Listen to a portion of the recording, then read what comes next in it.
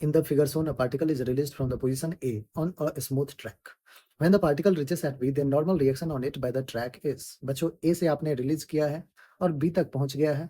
Of course release किया है तो इनिशियल वेलोसिटी 0 होगा, लेकिन V पे वेलोसिटी लेट्स से V. बच्चों क्या मुझे A से B तक एनर्जी कंजर्वेशन लगाना चाहिए? बिल्कुल. एनर्जी कंजर्वेशन अपन सबसे पहला काम है कि चलो भैया एनर्जी कंजर्वेशन यूज करते हैं. स्मूथ सरफेस है.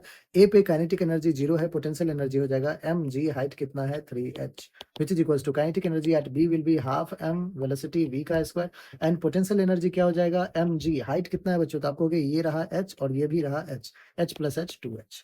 चलिए यहाँ से m और m कैंसिल होता हुआ दिख रहा है. 3gh minus 2gh is equals to v square by 2. 3 minus 2 will be 1. 2gh is equals to v square. ये बच्चों यहाँ से हमें मिल रहा है. लेकिन हमें पूछा है नॉर्मल रिएक्शन ऑन क्या लगेगा ट्रैक की वजह से. तो आइए बच्चों इस सिचुएशन को एक बार ढंग से यहाँ पे देखते हैं.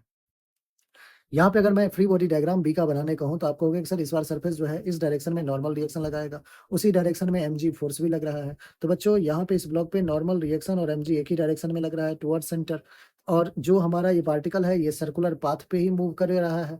तो यहाँ पे डायनामिक्स इक्वेशन ये कहता है कि जो नॉर्मल प्लस mg है दोनों क्या करेगा, सेंट्रीपिटल एक्सेलरेशन प्रोवाइड करेगा, that is mv square by r हो जाएगा. So net force n plus mg mv square by r हो जाएगा. हमें नॉर्मल रिएक्शन चाहिए था तो n हो जाएगा mv square by r minus mg.